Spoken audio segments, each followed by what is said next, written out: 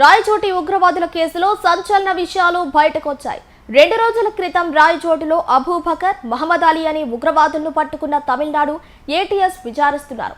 రాయచోటికి వీళ్లు ఎలా వచ్చారు, రాయచోటికి వీళ్ళకి ఉన్న లింకులపై పోలీసులు ఆరా తీస్తున్నారు.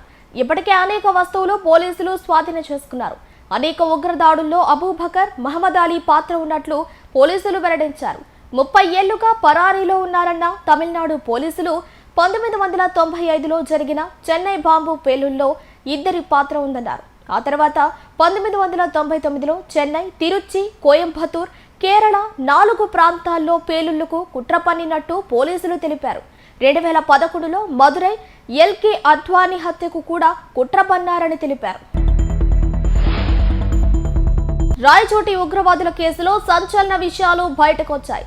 2 రోజుల క్రితం రాయచోటిలో అబూబకర్, మహమ్మద్ అలీ అనే ఉగ్రవాదులను పట్టుకున్న తమిళనాడు ఏటీఎస్ విచారిస్తున్నారు. రాయచోటికి వీళ్లు ఎలా వచ్చారు, రాయచోటికి వీళ్ళకి ఉన్న లింకులపై పోలీసులు ఆరా తీస్తున్నారు. ఇప్పటికే అనేక వస్తువులు పోలీసులు స్వాధీనం చేసుకున్నారు. అనేక ఉగ్రదాడుల్లో అబూబకర్, మహమ్మద్ అలీ పాత్ర ఉన్నట్లు పోలీసులు వెల్లడించారు.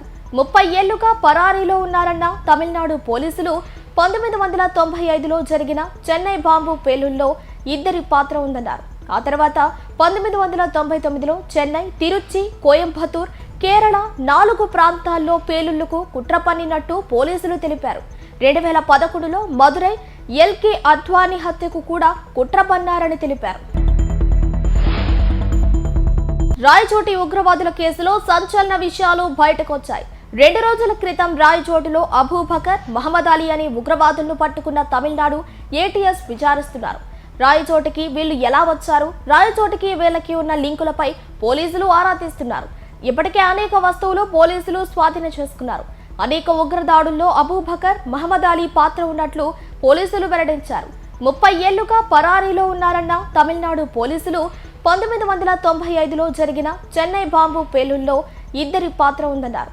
ఆ తర్వాత 1999లో చెన్నై, తిరుచి, కోయంబత్తూర్, కేరళ 4 ప్రాంతాల్లో పేలుళ్లకు కుట్ర పన్నినట్టు పోలీసులు తెలిపారు. 2011లో మదురై ఎల్కే అద్వానీ హత్యకు కూడా కుట్ర పన్నారని తెలిపారు.